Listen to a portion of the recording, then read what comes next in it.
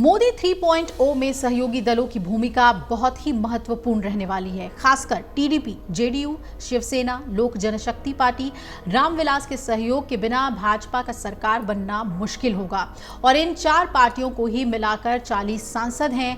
तो भारतीय जनता पार्टी इस चुनाव परिणाम में बहुमत से 32 पायदान दूर रह गई। टीडीपी और जेडीयू अपने लिए मनपसंद मंत्रालय चाहती है। हर 4 सांसद पर एक मंत्री की मांग वो कर रही है। इस लिहाज से टीडीपी, जिसे 16 सीटें आई हैं, वो 4 मंत्रालय चाहते हैं। जेडीयू 12 सीटें आई हैं, 3 मंत्रालय की मांग है। शिवसेना के पास 7 सीटें हैं, चिराग पासवान के पास 5, तो दोनों ने ही 2-2 मंत्रालयों की उम्मीद लगाई हुई है। टीडीपी स्पीकर पद भी चाहती है, हालांकि बीजेपी इसके लिए तैयार नहीं है। ज्यादा जोर देने पर डिप्टी स्पीकर का पद टीडीपी को मिल सकता है। वहीं जेडीयू के पास पहले से ही राज्यसभा डिप्टी चेयरमैन का पद है और अभी तक मोदी के 2 कार्यकाल में सहयोगी दलों को सांकेतिक प्रतिनिधित्व मिलता रहा है। लेकिन इस बार मामला अलग है। भाजपा के पास अपने बलबूते संख्या नहीं है, वो मेजॉरिटी में नहीं है।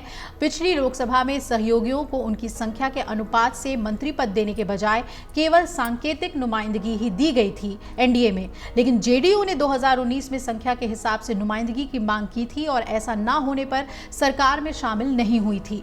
अब परिस्थितियां बदल गई हैं और बदली परिस्थितियों में बीजेपी की संख्या के हिसाब से ही मंत्री बनाने होंगे। इसका मतलब यह होगा कि मंत्री परिषद में बीजेपी के मंत्रियों की संख्या घटेगी और सहयोगियों की संख्या बढ़ जाएगी। लेकिन कुछ शर्तों पर बीजेपी शायद ही कॉम्प्रोमाइज करे। सीसीएस के 4 मंत्रालयों में सहयोगियों को शायद ही जगह मिले और ये 4 मंत्रालय हैं रक्षा, वित्त, गृह और विदेश। इसके अलावा इंफ्रास्ट्रक्चर, गरीब कल्याण, युवा से जुड़े और कृषि मंत्रालयों को भी बीजेपी अपने पास ही रखना चाहेगी। ये नरेंद्र मोदी की बताई गई 4 जातियों यानी कि गरीब, महिला, युवा और किसान के लिए योजनाओं को लागू करने के लिए काफी अहम है, इसलिए बीजेपी इसे अपने पास रखना चाहेगी। अब बात कर लें अगर रेलवे, सड़क, परिवहन आदि में सरकार के बड़े सुधारों की जो दावा है और बीजेपी इन्हें सहयोगियों को देकर सुधार की रफ्तार धीमी नहीं करना चाहेगी, तो ये मंत्रालय भी अपने पास रखना चाहेगी। रेलवे जिस किसी भी सरकार में सहयोगियों के पास रहा, तब लोक लुभावन नीतियों की घोषणाएं हुई। सरकार का दावा रहा है कि बड़ी मुश्किल से उसे पटरी पर लाया गया है। अगर मोदी मतलब 2 कार्यकाल देखें तो सहयोगियों को सांकेतिक प्रतिनिधित्व में नागरिक उड्डयन दिया है, भारी उद्योग दिया है, खाद्य प्रसंस्करण, स्टील, खाद्य जन वितरण और उपभोक्ता मामले जैसे मंत्रालय दिए हैं। और खाद्य जन वितरण एवं उपभोक्ता मामले 2014 में रामविलास पासवान के पास ये मंत्रालय था, नागरिक उड्डयन टीडीपी के पास रहा, भारी उद्योग एवं पब्लिक इंटरप्राइज शिवसेना के पास रहा, खाद्य प्रसंस्करण अकाली दल और बाद में पशुपति पारस के पास गया, स्टील मंत्रालय जेडीयू के पास रहा। वाजपेयी सरकार में उद्योग, पेट्रोलियम, रसायन, उर्वरक, कानून एवं विधि, स्वास्थ्य, सड़क परिवहन, वन एवं पर्यावरण, स्टील एंड माइंस, रेलवे, वाणिज्य और यहां तक कि रक्षा मंत्रालय भी सहयोगियों के पास रहा था। अब बीजेपी को इस बार सहयोगियों के आगे कुछ हद तक झुकना भी होगा।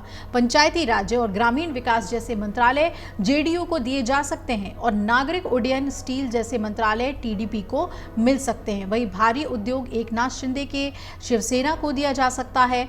महत्वपूर्ण मंत्रालयों जैसे वित्त, रक्षा में सहयोगियों को राज्य मंत्री पद दिया जा सकता है। अब पर्यटन, MSME, skill development, science technology and earth sciences, समाज, न्याय और अधिकारिता जैसे मंत्रालय सहयोगियों को देने पर बीजेपी को समस्या नहीं होनी चाहिए। टीडीपी मीटी जैसा मंत्रालय भी मांग सकती है। अब ऐसे में ये देखना बहुत अहम है कि टीडीपी और जेडीयू क्या हार्ड नेगोशिएशन करती है, हार्ड बार्गेन करती है बीजेपी के साथ और बीजेपी उसके आगे कितना झुकती है। और शायद यही इंतजार इंडिया गठबंधन को भी है, क्योंकि इंडिया गठबंधन ने अपनी पहली बैठक नतीजों के बाद की पहली बैठक के बाद ये कहा था कि हम अपील करते हैं कि इंडिया गठबंधन का साथ अलग अलग पार्टियां दें। तो अगर ये सब कुछ अच्छी तरीके से मैनेज नहीं होता है एनडीए में, तो तस्वीर कुछ बदल भी सकती है। अगर आप ये वीडियो YouTube पर देख रहे हैं तो हमारे चैनल को सब्सक्राइब करें और बेल आइकन को दबाना ना भूलें। अगर आप Facebook पर ये वीडियो देख रहे हैं तो हमारे पेज को लाइक करें।